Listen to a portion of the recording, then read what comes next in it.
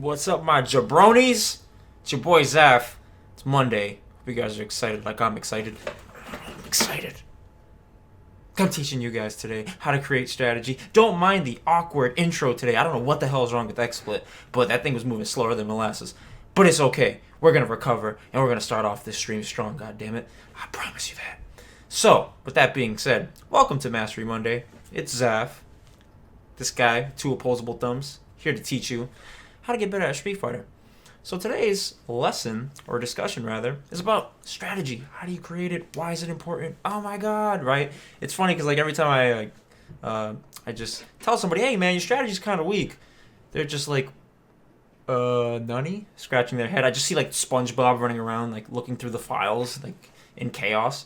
Because it's a very daunting subject if somebody doesn't understand it, right? You're like, strategy, what do you mean? Like, I have to do things other than like learn combos. I thought I was all set, learning my frame advantage and stuff. No, it's actually good to put these things together, and it helps you become consistent. All right. So today I'm going to discuss why strategy is important, how to go about creating your own strategy. We're actually going to watch a round or two of an example of a strategy, and we're going to go into the lab and figure out how to tactically develop and strengthen our approach versus things that are preventing us from winning, or how to, exploit things that help us win. So that way we can become better players, stronger players, okay? So let's get into it, guys. So, handy dandy notebook. You guys know how I roll. Hard body karate, as always. Creating a strategy. So what is a strategy? Well, guys, a strategy is a plan of action. Very important. Plan of action, or policy designed to achieve a major or overall aim. Okay? So you have these set things that you do in the aim or focus of achieving a specific result. Okay? So let's start from there. So why would you want a strategy? Why would you want to be so disciplined and have direction? Well, as a competitive player, you have to keep in mind that you're not the only one participating in the battle, right? There's somebody on the other end of the fight that is trying to win, that's trying to accomplish things also, right? So when you have two forces that are trying to accomplish something, like winning means there's a loser, right? So now there's a contradiction going on here. Somebody has to lose. Somebody has to be the defeated one, and one has to come out a victor.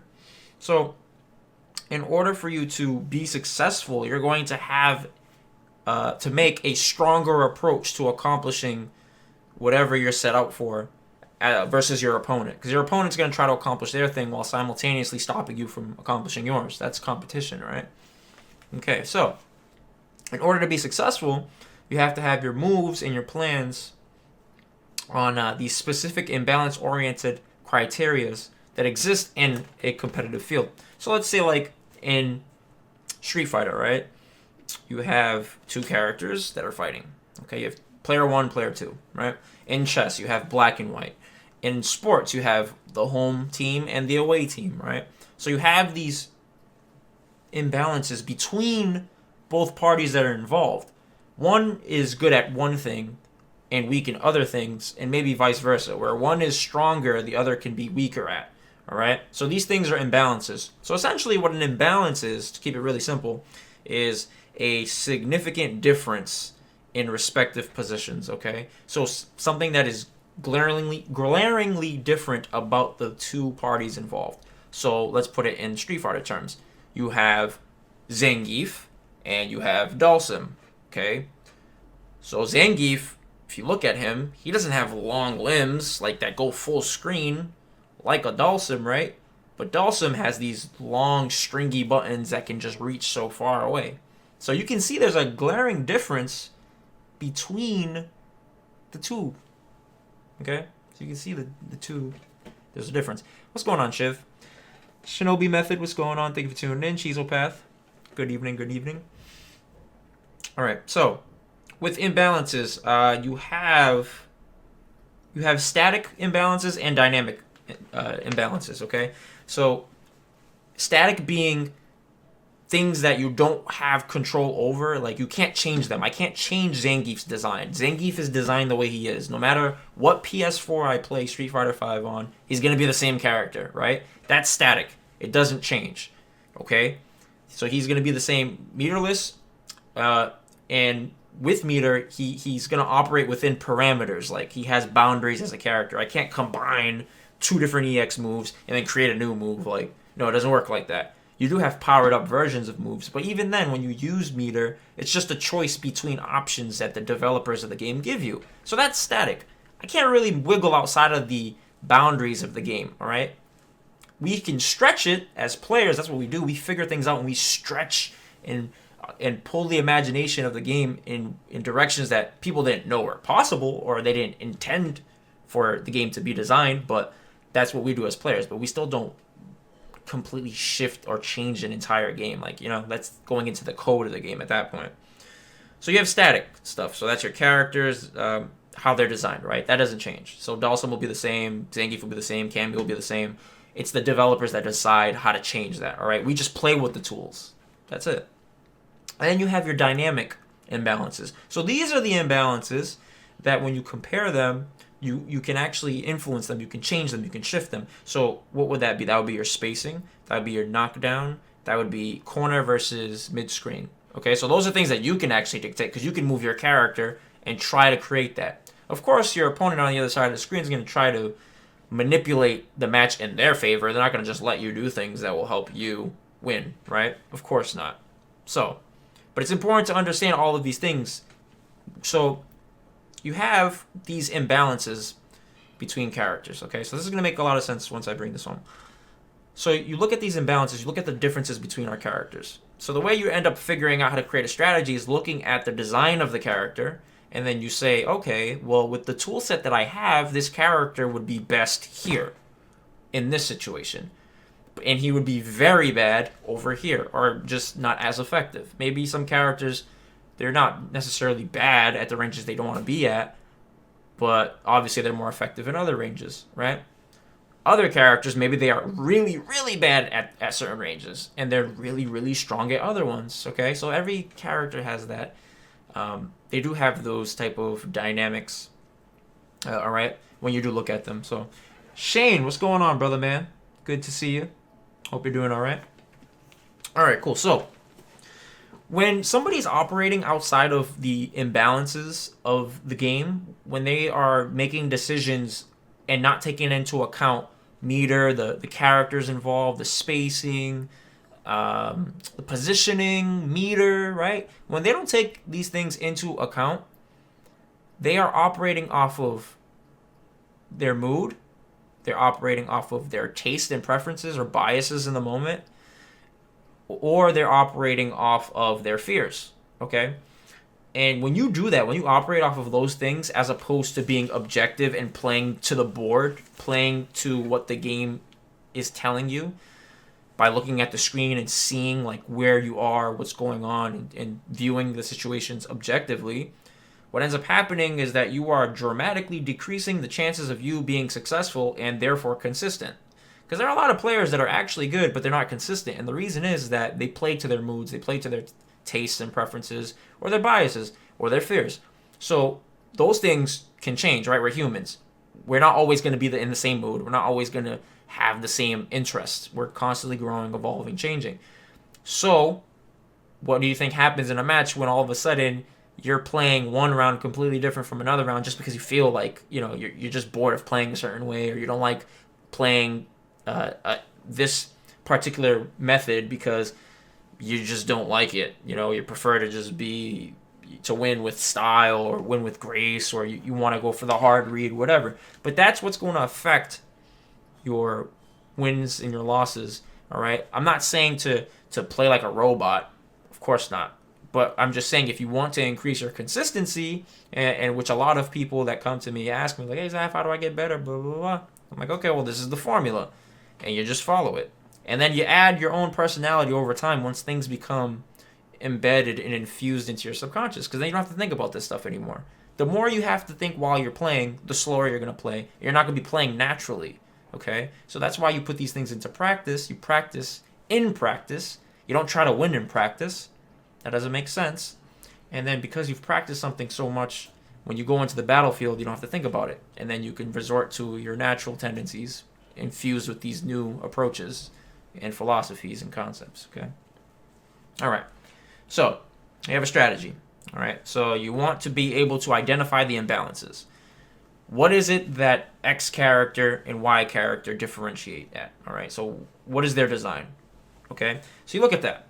So then you say, all right, the static aspects or imbalances of the game are going to be about the characters. The dynamic stuff is going to be the things that I have more influence over, which will be the spacing, positioning, knockdown, okay, corner, mid-screen, approach, whatever, okay, cool.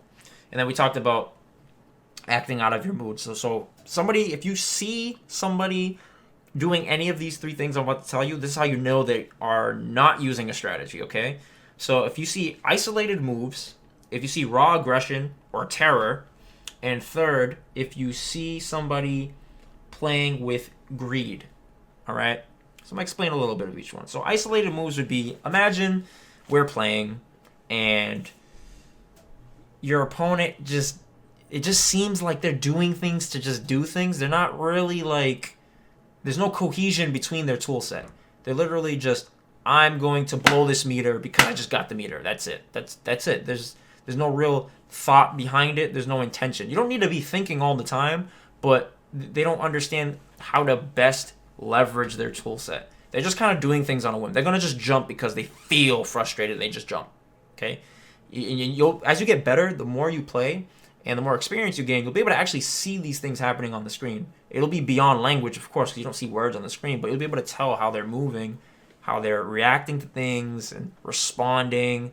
You'll be able to tell if somebody's frustrated or if they're eager or whatnot, okay? So these isolated moves, they're just like moves that people are just throwing out on a whim because they just want damage. They prioritize damage. They don't prioritize the other aspects strategically that actually help you win, okay?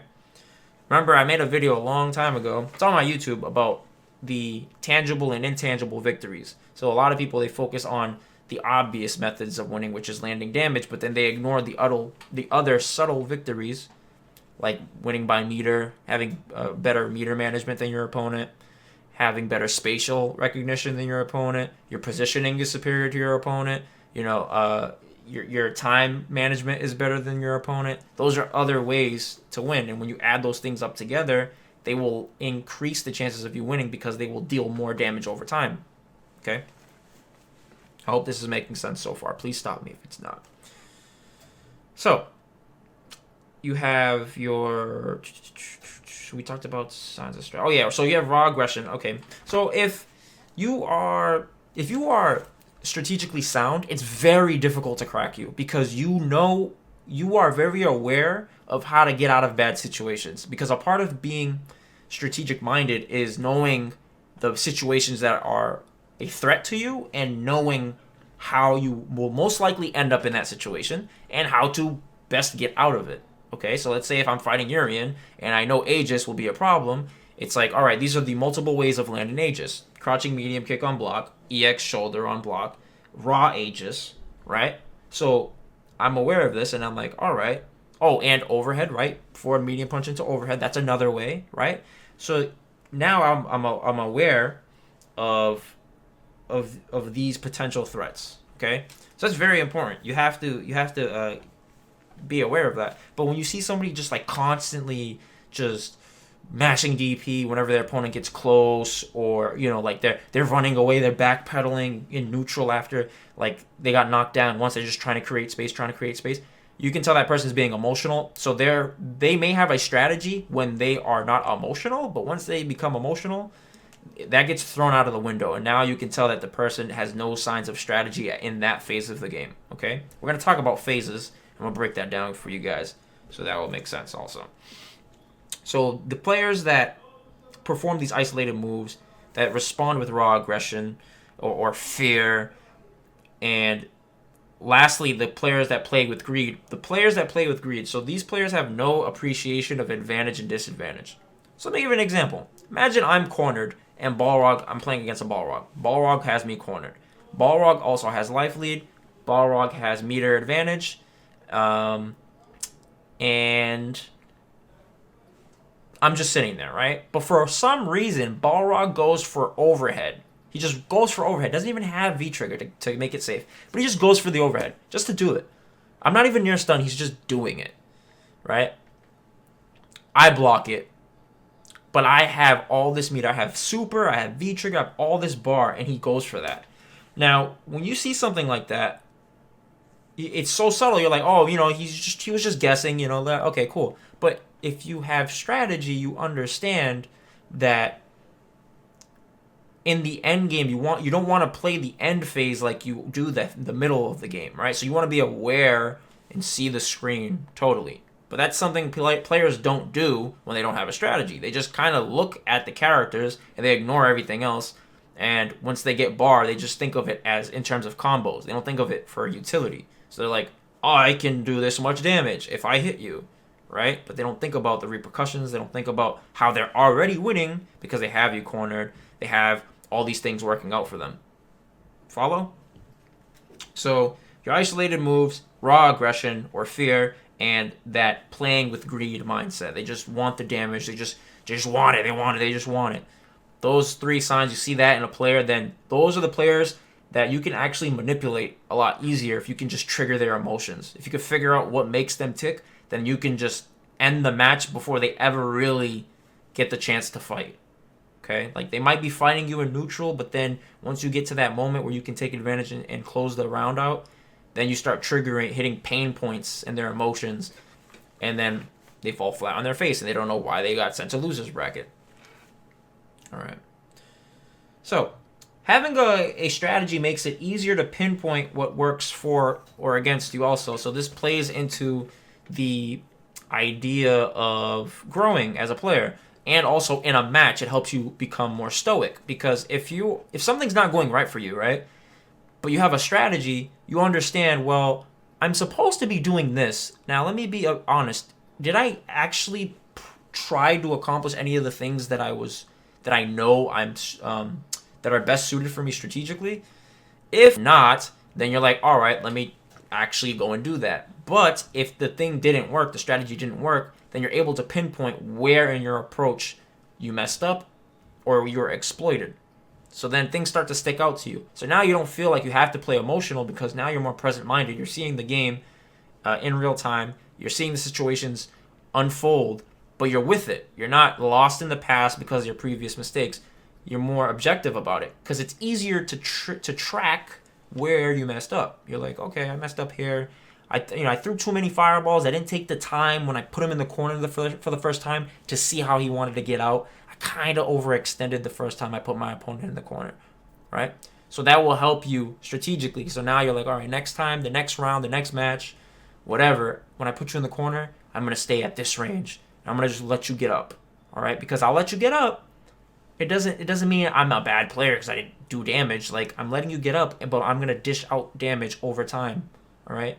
You're going to deal it over time. You're going to manage it. You're going to be like, I'm going to give you damage here. I'm going to give you damage there. Damage there. You don't have to give it all at one chunk. But that's the YouTube combo video mindset that we're kind of conditioned to because you go on YouTube, that's all you see are combo videos. Okay. So let's see. So yeah, that is why you'd want to play with the strategy, okay? So now let's get into actually creating a strategy. So this will actually be more simplified. And because the whys, I give a bunch of whys because, there are a bunch of different egos out there. Some people they don't see the reason, so I got to give them different looks. So it might resonate with one person if I say it this way, another person if I say it another way, okay? But in terms of creating a strategy, so let's get into it. So with the strategy, you have 3 phases, okay? You have your open, you have your mid, and you have your end game. You have open game, mid game, end game. Okay, 3 phases. 3 phases. Open game, mid game, end game. Okay? Now, in each of these phases, different things typically occur, fundamentally speaking. So, it's more likely that this will happen. Okay? So if we look at Street Fighter V, let's start with the end game in mind. So the end game, I'm going to start there because a lot of people actually play the game from the beginning as if they're in the end game. Why do I say that? Because they are trying to KO their opponent right there and then, as if the next hit they hit with them with is going to KO them. All right? I'm not saying to just play conservative. That's not my point. But I'm just saying that there are some players that when they pick up the game and then they're watching these combo videos, they're perceiving the game through those videos. So they're saying, oh, I need to just combo you. Okay? And what ends up happening is they don't know how to land the combos. So now they're getting frustrated. Now there's a disconnect. And then guess what happens? People drop out and they stop playing the game. Right? So the end game is the most common, I'd say, phase that people play in terms of focus. But they're not even really aware of the fact. Now, the other dangerous thing, though, is that players also ignore the end game. And those players are the ones that comebacks happen to the most. Okay? So the end game it's very crucial for you to be aware that you're in it. Because if you are not aware, what's up, Daffy? If you're not aware that the end game is happening, you're going to end up overextending into a combo that will potentially just do tons of damage. Crazy amounts of damage, right? And you don't want that to happen because it's stressful. You get frustrated. You're like, oh my God, I was winning. And then I don't understand. Like, how do I keep losing? But you're so blind. You got tunnel vision because you don't realize you got to take a huge step back and be like, oh, I keep dying at this phase of the game. Okay, I'm gonna explain the main ways to tell when you're in each phase. All right, so those are the 3 phases. Okay, open game, mid game, end game. So we're gonna start with the open game. All right. So your opening, you choose a focus. All right. So with this focus, you decide whether or not you're going to. Well, actually, let me take that back. So you're going to choose a focus, all right? Your focus is on developing influence, okay? So what I mean by influence is it's just over the course of time, the things that you do are going to impact the actions of your opponent down the road, okay? And that all starts from the opening game. Whether you are aware of it or not, it actually starts from the open game, okay? So some players, they don't play in the open game, but they're actually responding to things that happened in the opening, but they're not aware of it. It's very interesting, but it does happen. Okay, if you watch a lot of top level players, you'll notice they have mind games on round 1, 2, and 3 in matches. And you guys can see, I have the proof. I've done analysis paralysis, and you guys see me breaking down the rounds, and you guys see how these players, they kind of compartmentalize the matches.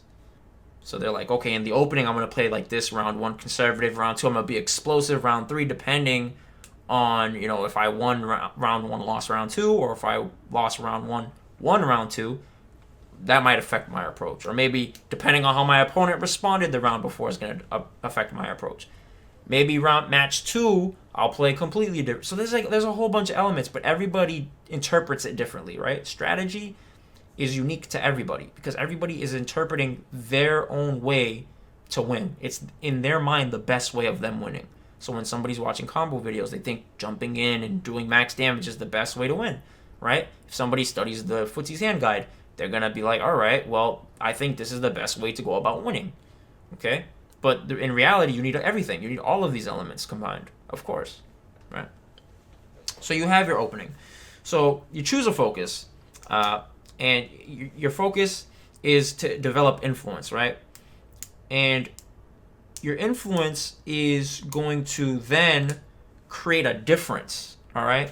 So what I mean by the difference is that you're going to, through health, your meter, or your spacing, you're going to do one of these 2 things, okay?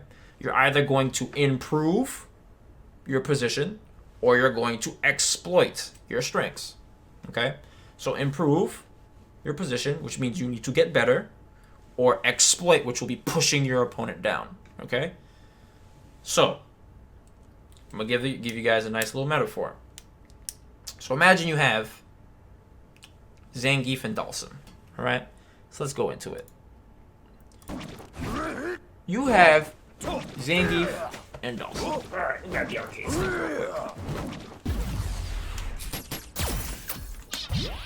So we look at these 2 characters, All right, and they are fundamentally very different. Correct? You guys can see that. Dalsum has these long ass limbs. Zangief is kind of stubby. I mean, he does have pokes, but he's very slow, right? And he's gonna do a majority of his damage on the inside from his throws, right? And all this damage and blah blah blah. Okay. Dalsum, on the other hand, he doesn't want to get in. I mean, he can, right? But he's not gonna be as effective as if he were to be here, keeping his opponent out, right, and dishing out damage over time. So these two characters have two fundamentally different strengths. All right. Now, when you create a strategy, I always stress this, okay? It depends on what you're training for.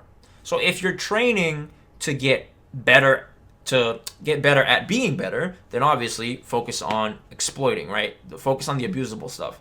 But if you're trying to curb your weaknesses and become more rounded as a player, then you can focus on the weaknesses. You know, that's what you can go for.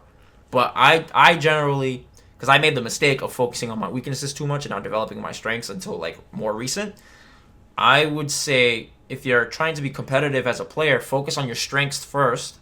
Then, you know, just understand your identity as a player, the things you like to do, what are you naturally great at, and then, you know, work on your weaknesses. So let's start with the characters. So Zangief is a grappler, he wants to get in, but Dalsum is a zoner, so he wants to keep you out. So now, if you start the match, this is how you tell whether or not you should improve your position or exploit your strengths. Those that want to improve their position are the characters that are at disadvantage. Does that make sense? So that means that when you start the match, round one fight, right here, boom, right? Who is winning based off of the design of the characters? If I could not move, right, but we had to fight at this range, who would be winning? Let me know. I don't see Zangief hitting Dalsum from this range, right? But what about Sim? Sim would be able to hit me, right? So naturally, it's not to say that Sim wins the matchup, but it's to just say that from the get-go, from the jump, as soon as the match starts, Sim's focus is about what? Exploitation of his strengths. Whereas Zangief is about improving his position immediately because he cannot fight from this range. He can by doing like little tactical stuff that I'm going to show you, but it's not consistent. That's not how he's going to win the match for the most part, okay? So at this range, I want to get in. I want to close the gap. I want to play to my strengths as a character, right? So if you look at a zoner wants to keep you at a specific range and depending on their tool set, either transition into offense or dish out damage over time because you're trying to navigate this labyrinth, these wall of normals or this wall of fireballs that they keep putting in your way, all right? And they dish out damage over time, and maybe that's how they beat you. But maybe other zoners, they use the zoning to create a knockdown and then close the gap and then rush you down. That's also another thing that you can do, okay? But all I'm saying is that fundamentally speaking, looking at this position, you know what you have to do in order to improve your chances of winning at this matchup. I need to close the gap. How do I close the gap? Well, you got to move forward, right? Or, well, the riskiest way would be to move forward without a knockdown. The most consistent and safest method is to knock them down and then close the gap during Oki. All right, doesn't mean you have to follow up with pressure, but just knocking down the Sim and then potentially getting the gap closed. Okay, so you look at that, you're like, okay, all right, I follow so far. This makes sense. Okay, so whenever you look at the open game, oh, Kale, thank you for the host, man, I appreciate it. So whenever you're looking at the opening, the way you generally would know you're in the opening, well, round one, fight, right? That's usually how you know. But when does it end? Typically, it will end around 80% life. So I'd say, like, let me see. Put this on normal.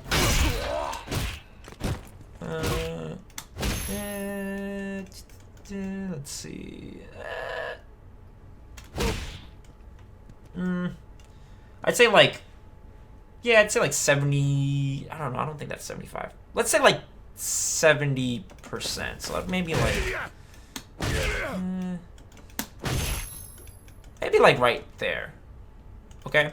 So that's usually the opening. So the whole idea here is to just develop influence, to just sell a story to your opponent, and trying to download them at the same time. So I'm trying to convince you that I'm going to be playing a certain way, or maybe I'm not trying to play that way. That's all up to you. That's totally up to you. The whole point of this is just to talk about how to create the direction for your character. How do you discover that? So you look at Zangief, and he's a grappler. I know I want to get in.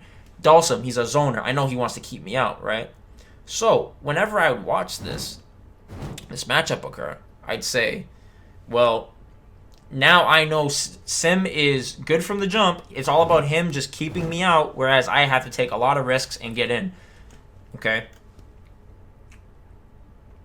Another way that you can tell you're in the opening is with meters, such as your stun. Okay, so the stun is at 0. Your bar. Typically, opponents will behave the same until they get 2 bars. All right, depends on the matchup. Depends on how abusable that EX is and how important it is. They might blow it right away to try to close the gap. But typically speaking, like when somebody has 2 bars, they're not as aggressive as if they were to have access to super, which we will talk about in a little bit.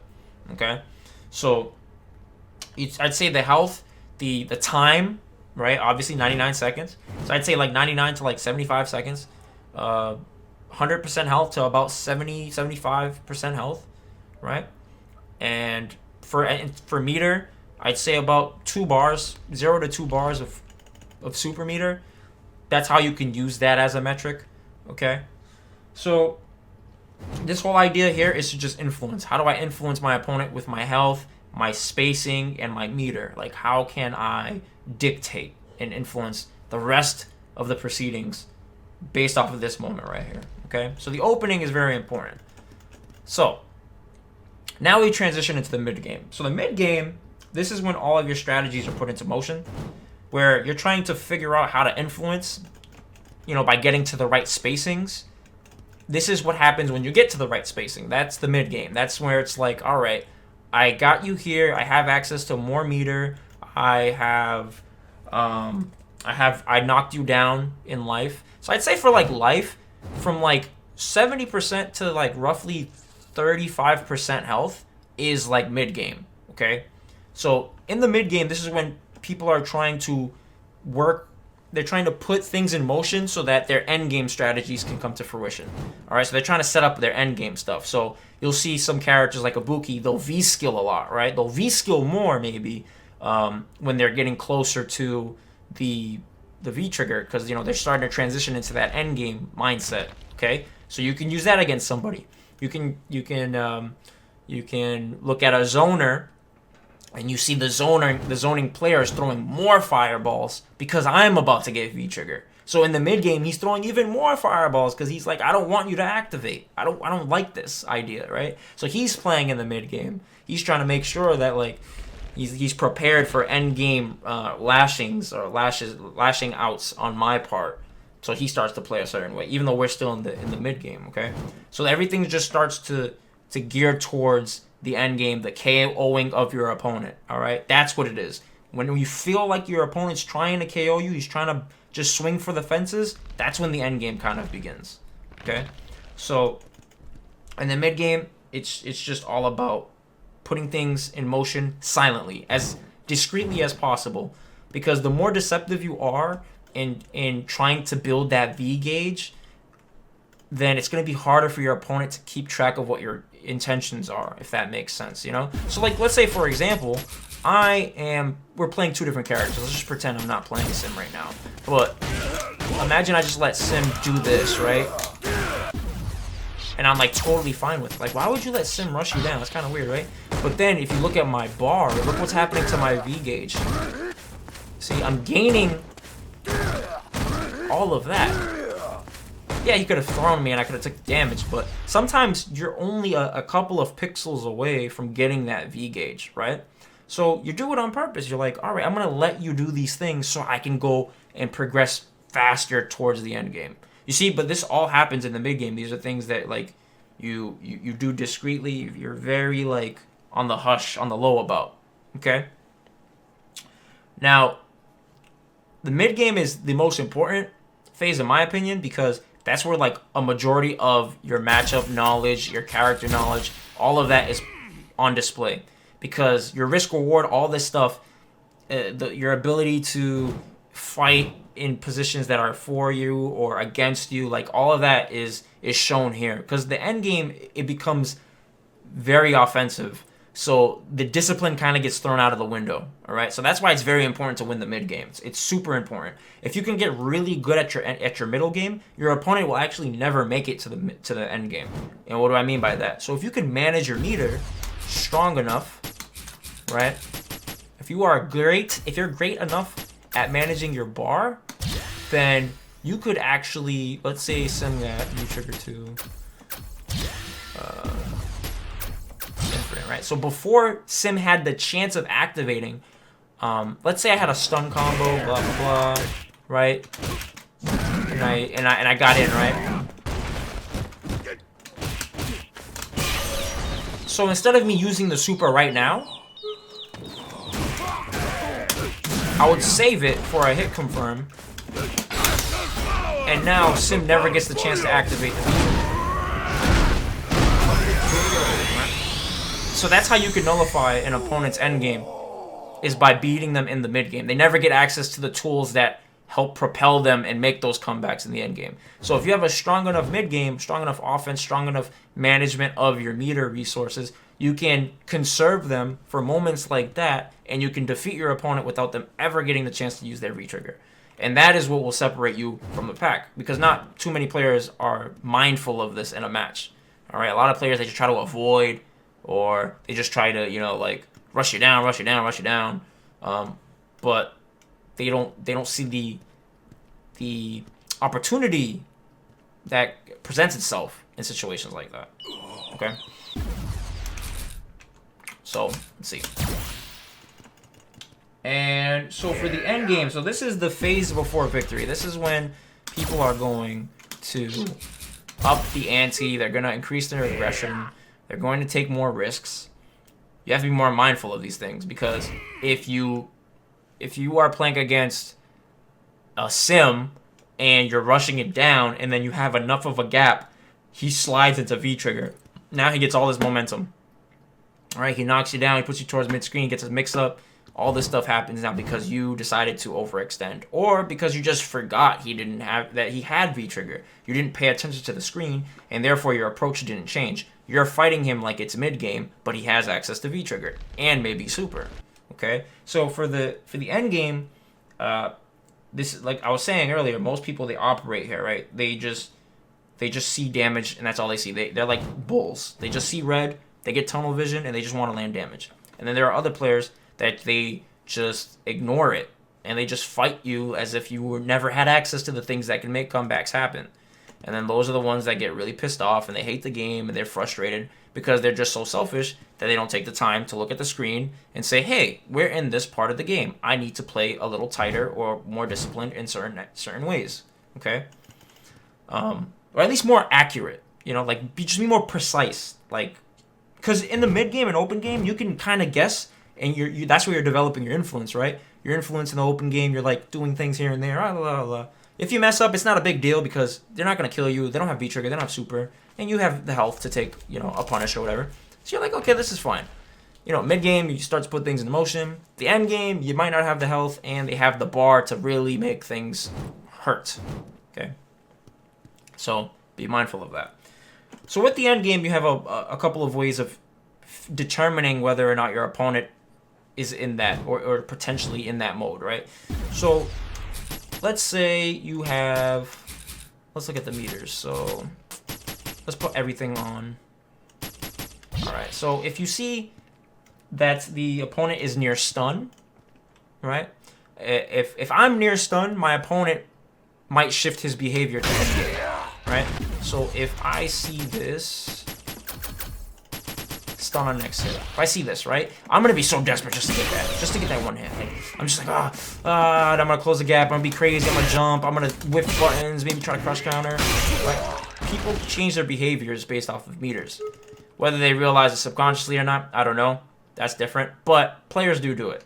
So if you see that you're near stun, you can use that against somebody, actually. Maybe you can use that as an opportunity to lure somebody. It's like a gold watch. You're like, all right, come to me. I know you want to stun me, but that requires being extremely confident.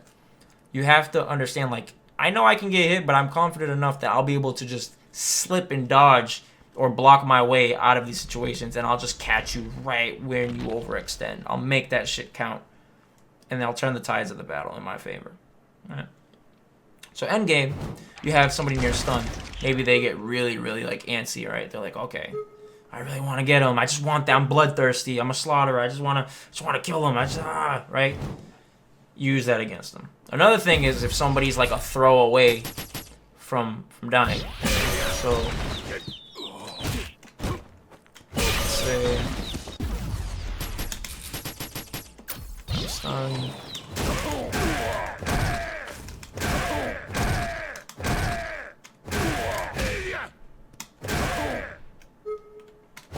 So if somebody is about like a back throw away from death, this is also when people get really desperate. So sometimes the aggressor, the person that's winning, they might just go ham and then they hang themselves. Other times the person that's near death, they start to play ham because they're mad desperate. So you can use this to kind of get an internal checkup on your opponent's state, like their mental state, by just paying attention to what happens once the bars touch these like certain numerical values, right? If I get to this certain metric on health, what happens to the Dhalsim? How aggressive does he get?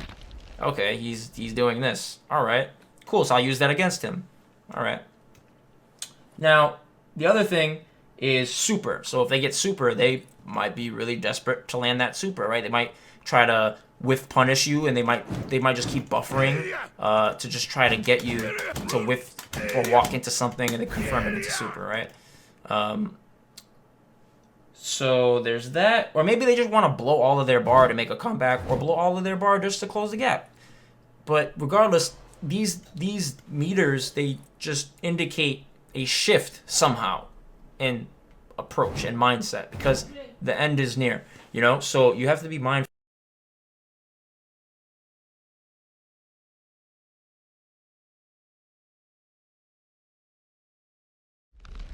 Hold on, give me 1 second, guys. I'll be right back.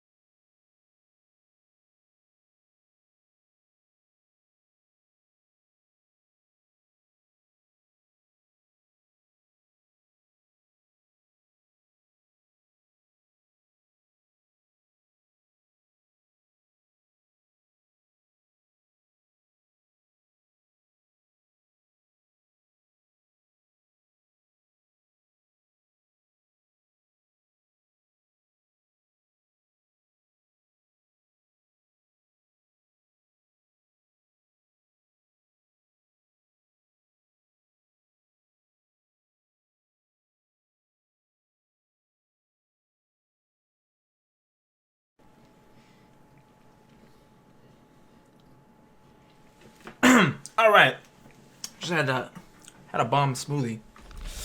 This was pretty good. I already killed it. Look at that. Just downed that like a beast. Oh my god! Look at the green screen. I'm just joking. All right, so back to what we were talking about. So yeah, with Endgame. So that's the phase before victory. You can use meter to indicate potential shifts in your opponent's behavior. Okay.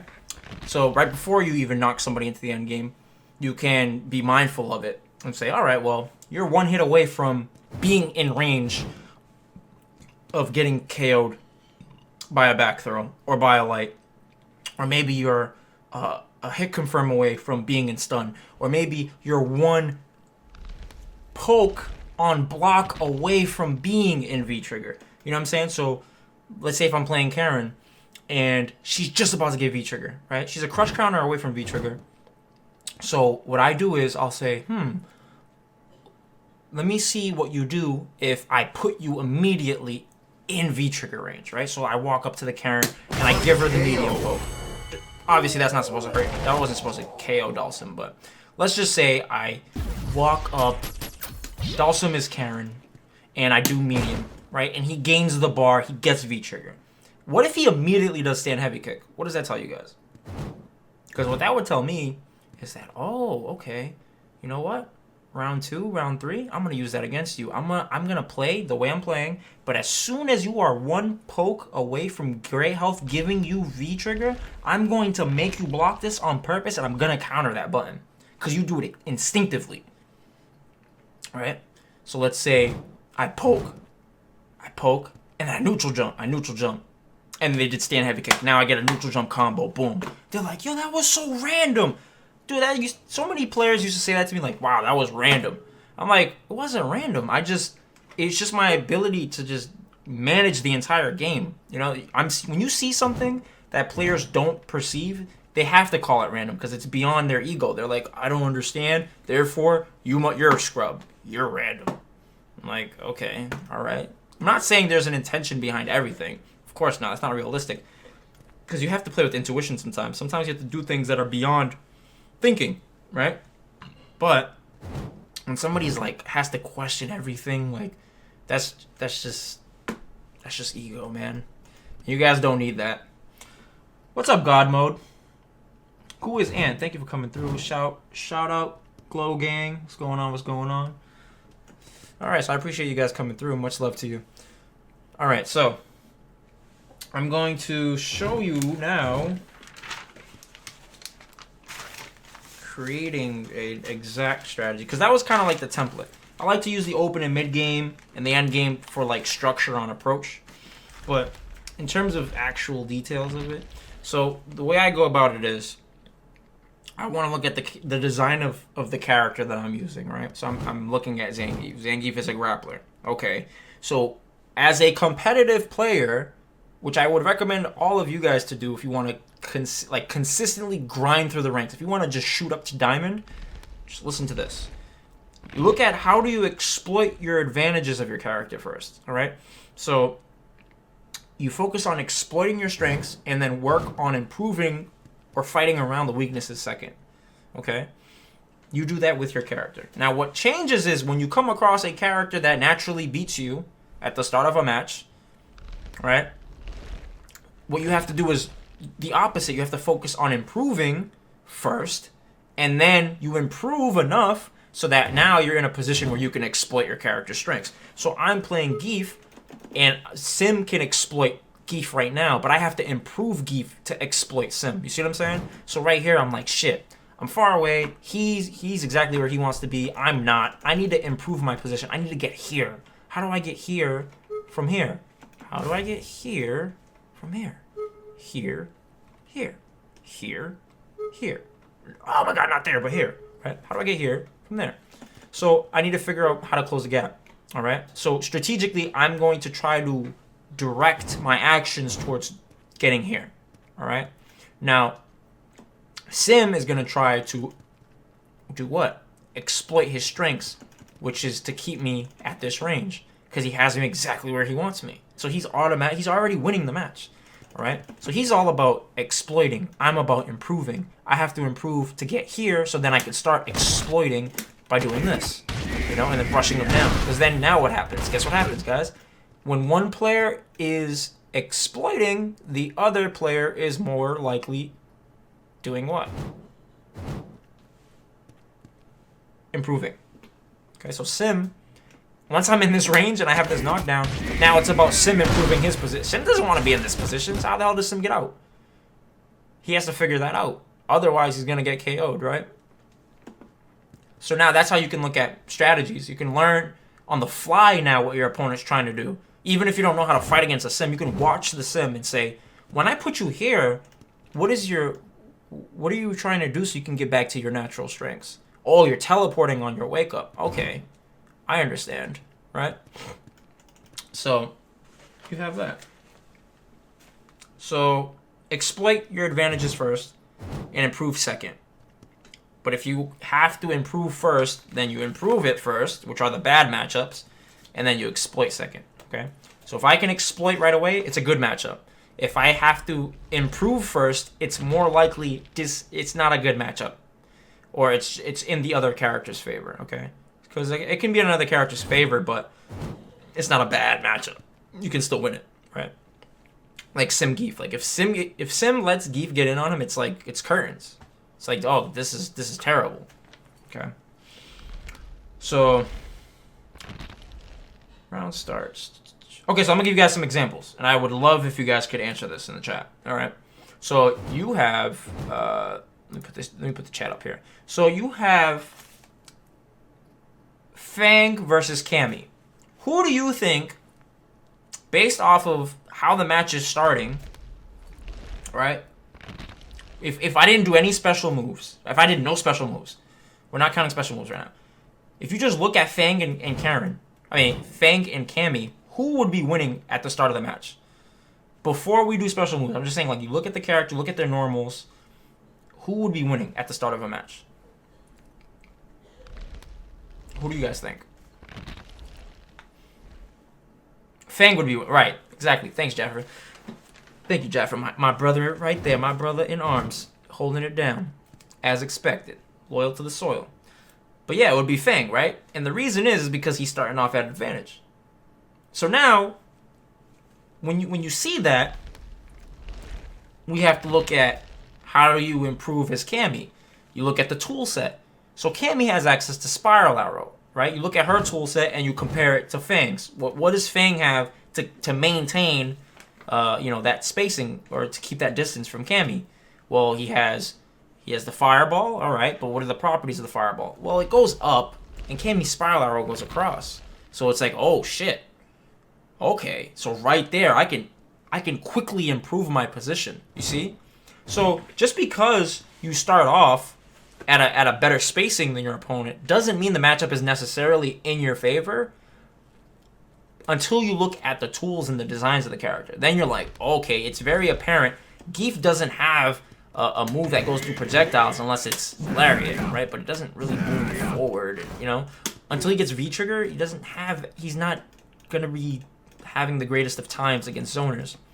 Cammy, on the other hand, she has Spiral Arrow, so she can deal with the Fireball. She can use her mobility of Dive Kick to give him a hard time with his anti-airs. The things that Fang would rely on, Cammy can just kind of disassemble with her toolset. So then you start to see, well, even though at the start of the match she's trying to improve her positioning, the match is in her favor. So you have to be that much more sharp with your decisions and your tactics to maintain your advantage. You see what I'm saying? So if the matchup is in your favor, you have to play extra on point, or you don't have to play as on point. But if it's just the positioning that you're starting off that works out for you, you have to be way more alert, because if you make that one slip up, it's curtains, potentially, right? Cammy gets in on Fang, it's like, oh, that's not fun for Fang at all. All right? So be mindful of that. So we have that as an example. Okay, so with exploitation, you'd focus on the design of your character. So another way of doing that is to look at the archetype. Zangief is a grappler. Cammy is a dive kick character, so she has aerial mobility, so she can get around anti-airs or around footsies a lot easier than characters. So generally, her against characters that try to zone, Cammy would do a very good job against. You see? So you can look at it like that. So you'll be able to exploit Cammy's strengths against most of the zoners in the game. All right? Just like raw on the start of a match. And once you've pinpointed their archetype, you discover what situations exploit your strengths. So what situations create the ability to just abuse your strengths, right? So Cammy with dive kick. All right, so how would I be able to abuse, or how would I be able to get in with Cammy, right? Cammy's strength is when she's inside, right? How do I get in on? What situations create that? Dive kick creates that. Dash creates that. Her very fast walk speed creates that. So you see I have a bunch of trees, right? Imagine my hands are branches. We're trying to get to this one point, which is where the V is, right? Perfect. Where this I is, this V1, right? This V trigger 1. I have two paths, right?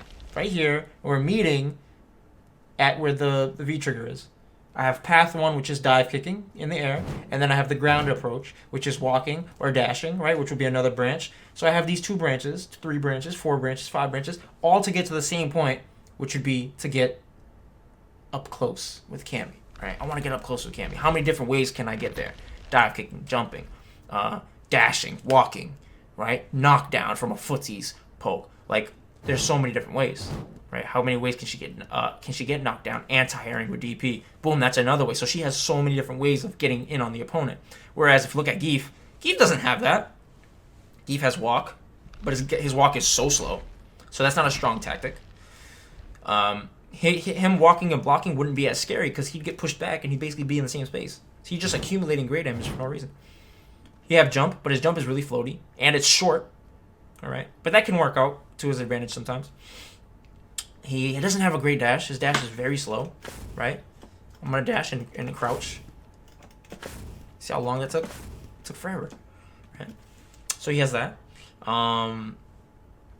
But he's nowhere near as versatile as a Cammy. All right, so the situations that he would want to exploit, he's going to be a little bit more obvious. That's why he wasn't top tier like Cammy was, because Cammy had so many different ways of getting in on her opponent.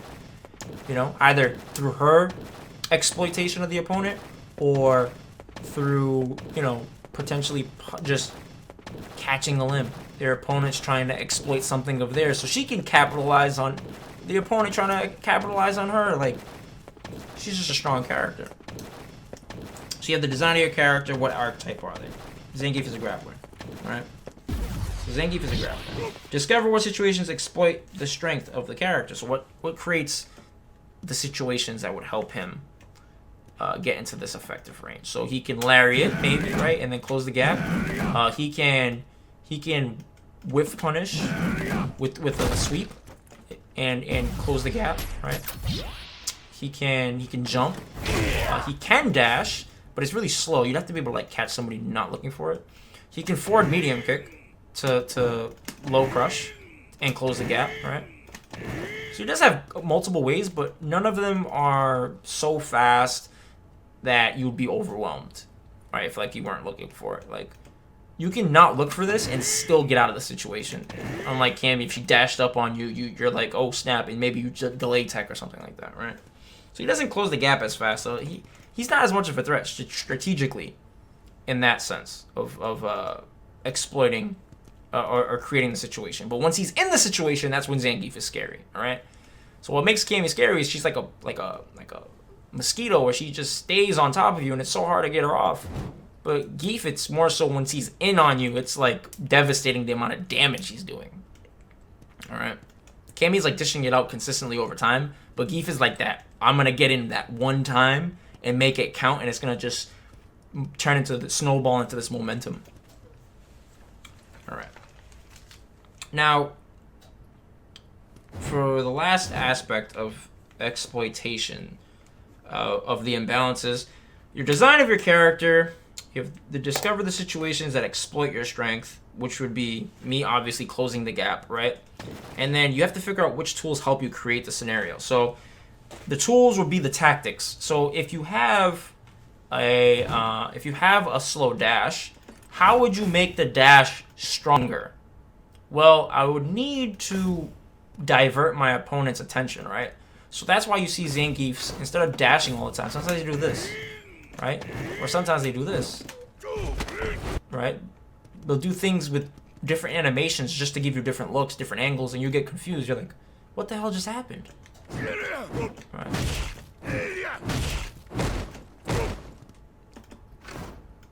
You have the aerial approach. But then he has multiple ways of jumping at his opponent because he has this, right, where he hits you early with jump medium. So an opponent that's trying to jab him out of the sky or anti-air him, they might get hit early with this. Which can be really frustrating.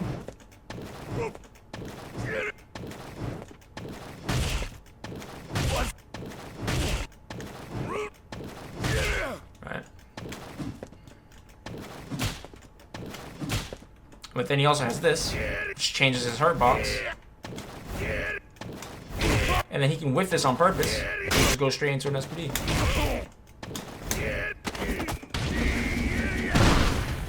So he's giving multiple looks.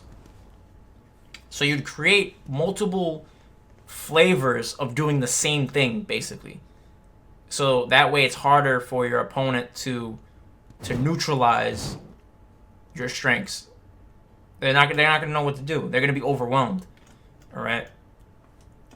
But when you want to improve your position, I think this is really important because I don't think too many players are aware of this, but you have to ask yourself, well, work backwards, right? Well, what is causing me to not be able to exploit the strengths of my character in the first place? So with Dhalsim, maybe it's this string, right? So you can go into tactics with this. So I'm going to show you a string with Dhalsim that tends to give Zangief a lot of trouble. That string. See, I'm trying to walk up, but walking and blocking, I'm still behind the line. Like, and if I walk up too much, I get hit. All right. So tactically, this right here is preventing me from getting close. All right. I don't really have a consistent means of getting around this. If I try to jump, he can potentially still anti-air me.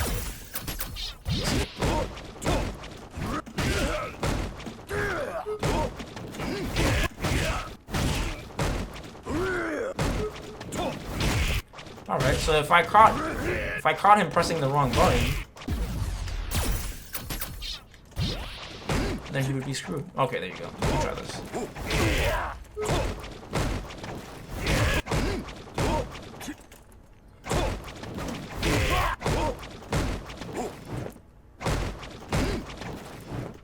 Okay, so that wasn't recorded correctly.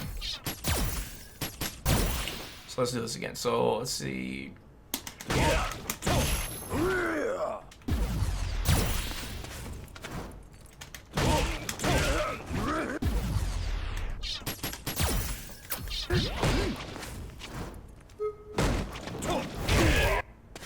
Okay. So he wouldn't be able to do that. If I jump right away, he would not be able to do that. If I delay though, because I'm +4, he would snipe me out of this. Right? So you see now there's variety in how you approach this. So you can do something immediately, or you can delay it, and you have to figure out, well, which timing would grant me the more consistent answer. So if I block this, and I immediately do that, he's screwed. But if I sit there and I wait because he's giving me different looks, I might walk into that second button, like this, right? Or maybe I get hit on my jump, like that. Or I wait too long, and then he hits me. That's a pretty good trade in his favor.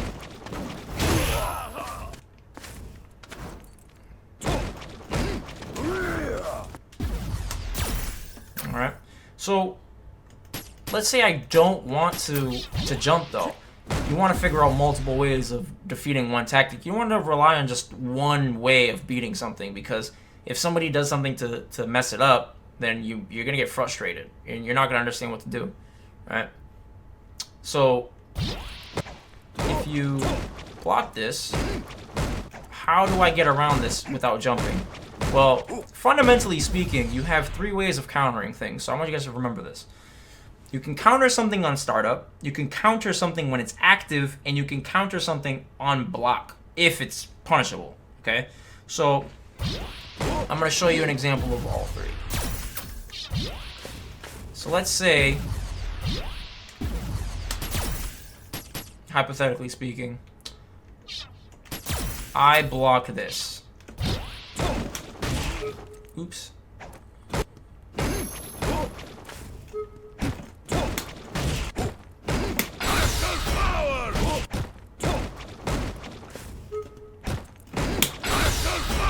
See, that's a punish. And the way I'm gonna show you, I'm gonna have him jump. try to jump. Ready? I got grabbed. I held up. I got grabbed. So that's a punish. So that's how you would punish something on block. But obviously, Geef is not that close when he does that, right? So you kind of just throw that out of the window. Be aware of the fact that it is an option. So if, by the grace of God, for some reason, Sim does that and you block it that close, you punish it. Fantastic. But is that going to happen consistently?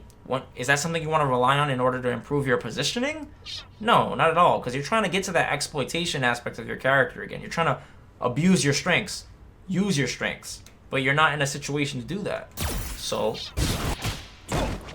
what's another thing we could do? Alright, how about an active frame? So while it's active, is there a way for me to hit him and avoid that? Well, no, that crush counter. So that's not on active. I wouldn't counter him. So what if I do this? Let me see. Nope, can't do that. Alright, so there's no real... Let me see. Is there a hitbox interaction I can probably use?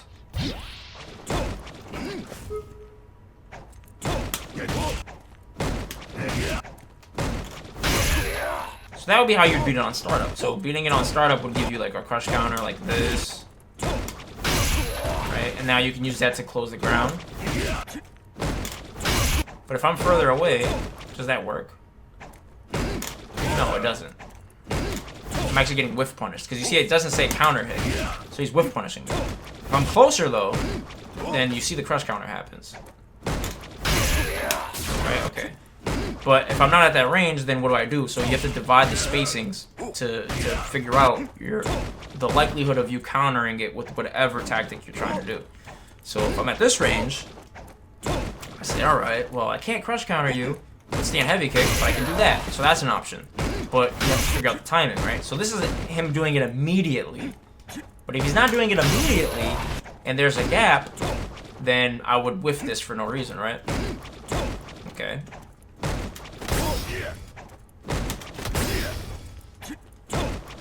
So what about this? Oh, I can do this. So this is pretty cool. So I can do that. So I can use this to close the gap. Maybe do that. Do something crazy like that. Just something to throw them off. Maybe I do that. Right, but you see how it doesn't work any closer than that. Because he's hitting me. But from further away, his hitbox is more low. So I can easily avoid it. Okay? So... let's see. So that's a scenario that would be suppressing my strength because of the tactic of him doing medium kick, right? So Geef is kind of locked into that situation, and it becomes frustrating. But I showed you all three ways how you would punish that. You would punish it on block if you were close enough. You can crush counter him on startup if you're close enough with stand heavy kick, or you can just sweep him immediately after you block it from far away, and then you can use that to close the ground and get in on him, right? So if you have a setup, you can go into a setup and get your 50-50s going. And then now you're playing to the strengths of Zangief. So we went from a bad situation to now this. Uh-oh. And now I have ulti. I have pressure. I have all this stuff established. Just because of the fact I was able to turn a bad situation against him.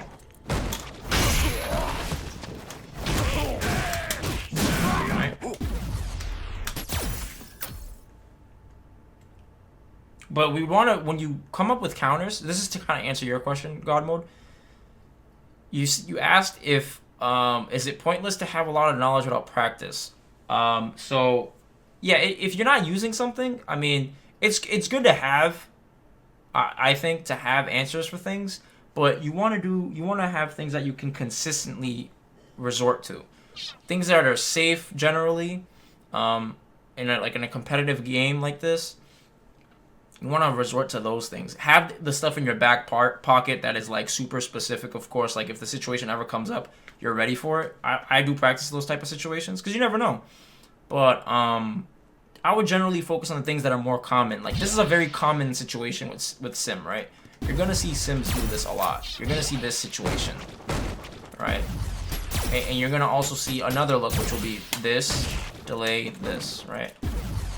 Or what Sims will do is this, jab, this, right? So they try to just fake you out.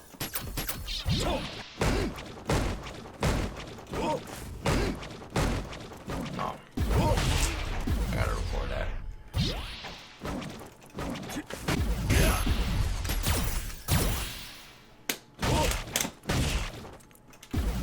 for this again. So they do the jab because they know I'm trying to do this, see? And now he gets a whiff punish. So this is how he would counter me trying to counter his timing. Right? But now, if I dash, or if I do that, it still would hit me. So then I have to come up with another answer. It's like, okay, let me just jump. Let me walk up and jump.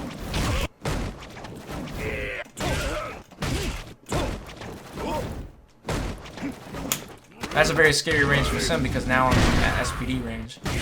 You'll see sometimes like Itazan, he'll just empty into a stand roundhouse because he knows like the smarter players will just hold up back. And then he just catches them. Or maybe they backdash. Some players, they just backdash. Right. But you see, this is the same situation where you see how I had to come up with different answers. So this is like the tactical aspect of your strategy where if there's a situation that's preventing you from carrying out your mission, you just destroy it. Just break it if you can. If you're forced into the situation and you have an answer, just provide the solution and then turn that through that solution, you turn that into your exploitation of your character's strengths. Okay? So, how do you guys feel about this so far?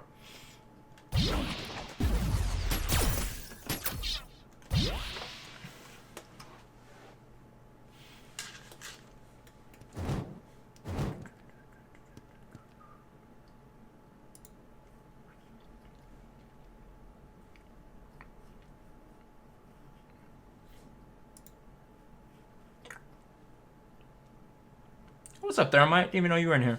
Alright, cool. So, I'm going to show you guys this round of Itazan. He's going to demonstrate a couple of the things we talked about. So, I'm going to provide that, mental stimulation for you guys. Alright? So, let's see. Makes sense. I was just labbing the stuff versus Sim like 30 minutes ago. Okay, cool. Alright. So...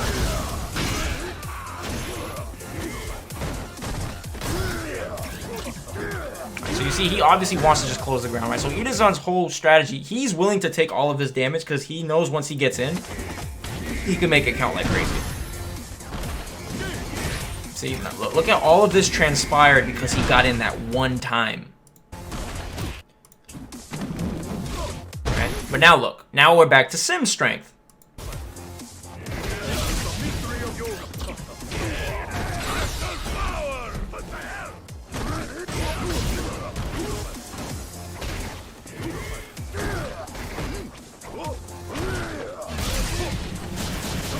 Now you see how everything changed because guess what? The Sim wasn't taken into account the V trigger. Alright? And now look what happens. Now all of this transpires because of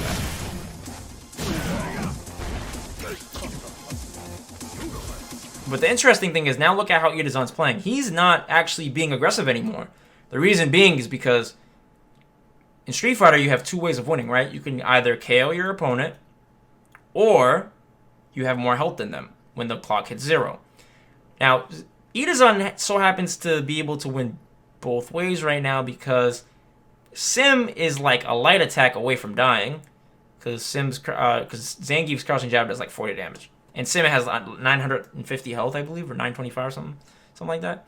So if he gets hit, it's curtains. That's why he's not really committing to anything right now. See, because he knows he's looking for something, right? And that's why you see Itazan goes for that hard read because he just wants to trade. Because if he trades right now, it's okay. So he's not even playing to the character's strengths anymore. He just is trying to fundamentally beat him, right? So imagine other players like some super gold online thinks, oh, I have to get in. I have to rush down, right? No, you don't. You don't have to rush down because if you try to do that, you're going to fall flat on your face and die, right? I know you guys have seen this before where somebody's winning like this, but then they keep playing as if they're down on life. But you see how different this is? Itazan is playing completely different now. He looks like he's zoning Dalsum out, right? Because he knows Dalsum has to go in.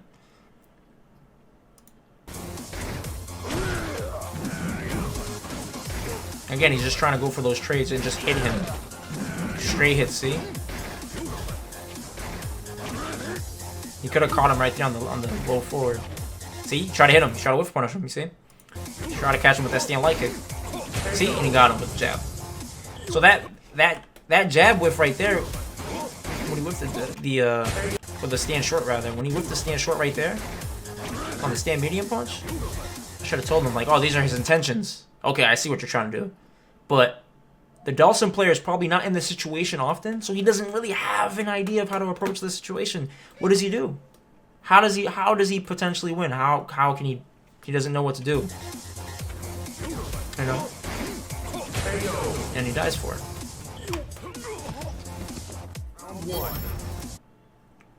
Alright, so going back to the game.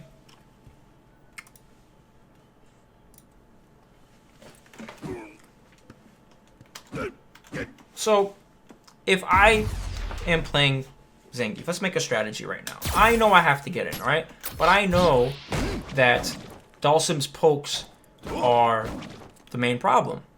Open game, I know we start off here, and it's all about me closing the gap.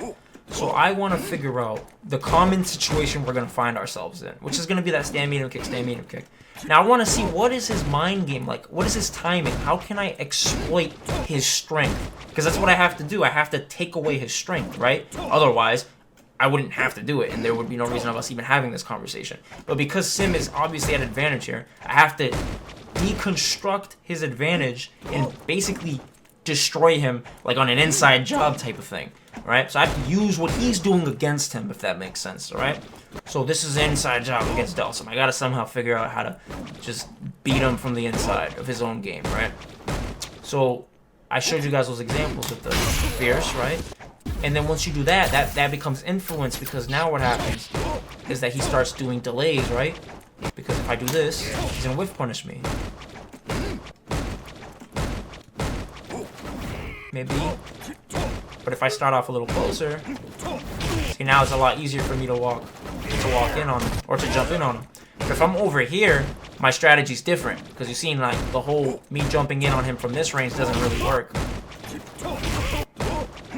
when it's from max range like this, right?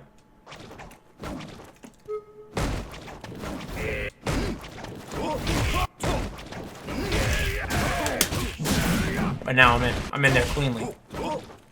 So what you could do is, when you see a situation like this, you see it like kind of like a picture, right? Where it's like, what does he do when it whiffs?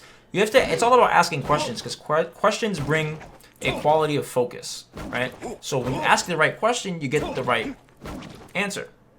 Okay, so I say, all right, well, what does he do when this whiffs? Because if he does that, I can just let him whiff, and then I dash in, and now we're at this spacing, right? So strategically, I say, all right, I dash in, now look where I am. If I jump in right here, it's game over.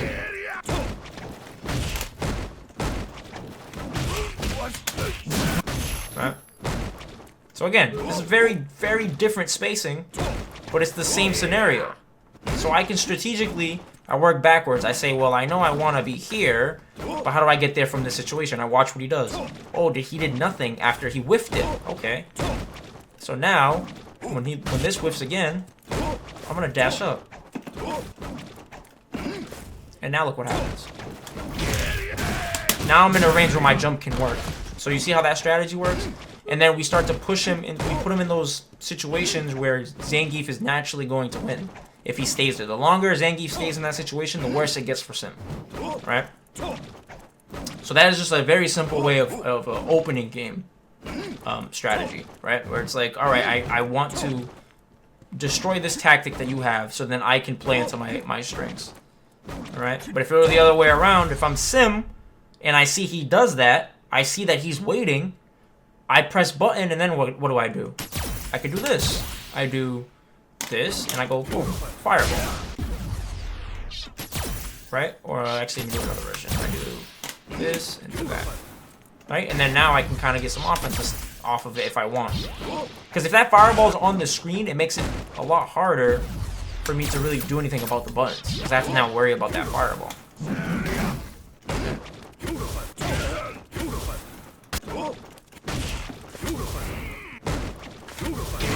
It is, of course, risky, right? But still, it can help him set up his EX fireball. It can help him set up other pokes, maybe stand fierce, You know, he can introduce different timings, different rhythms.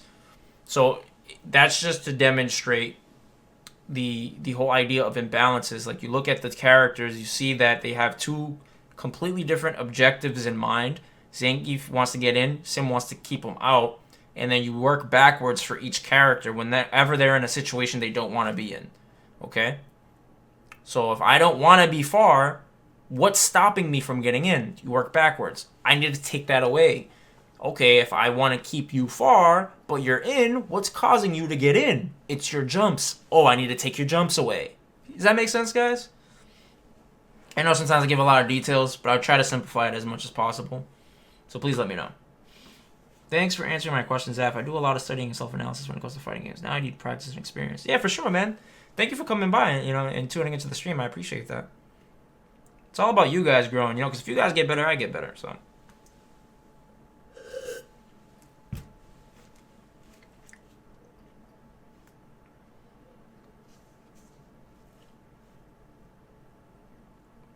I appreciate it, man. Hopefully you come by more often, man. I appreciate anybody with good vibes and that is just willing to grow and become a stronger player, Yeah, it's simple enough to understand. I think these kind of strategies work for shorter sets. Don't know about longer sets. Yeah, so that's the whole idea of being consistent in tournament, right? Being competitive. In terms of long term, yeah, that's a different beast, because when you the only real difference between the short term and the long term like sets, like in terms of like, a first to 2 versus a first to 10, is the willingness to ask questions. You know what I'm saying? That's the difference. Is in a longer set, people lose endurance. They run out of steam, right? So they don't have the mental fortitude to keep asking questions. But if you do keep asking questions, guess what? You stay fresh and you still retrieve information. You still are sensitive and keen enough to see the things unveiling as they're happening. Your intuition is still on point, all that stuff. But it's when you stop asking questions, it's when you start playing off of old beliefs, that somebody starts to adapt and they run through you. All right? So the player that's better at long sets, like a Daigo, he's strong at long sets because he's able to constantly, over a period of a set, just take an inventory check of his opponent, if that makes sense. You know what I'm saying? It's like, we're friends, and I go, you're my neighbor. I go and knock on your door. Hey, what's going on? Jennifer, how you doing, man? You all right? You good? You eat? But your family's all right? All right, cool. And I come back an hour later. I'm like, yo, yeah, you good, man? Like, just want to make sure, I just keep doing it. That's like what you're doing. But some people get annoyed by doing the end game because they think that they figured out their opponent. They don't need to like think or ask any more questions, and that's your ego. Sometimes you have to do that multiple times, even in short sets. Because some players adapt so fast. Some players, it's not even about adaptation. They just completely change. Like, they're not adapting to you. They're just changing. Like, some players change, but they don't adapt. They just change. It's just throwing a different look at you. They don't care about what you're doing. It's something to be mindful of. So.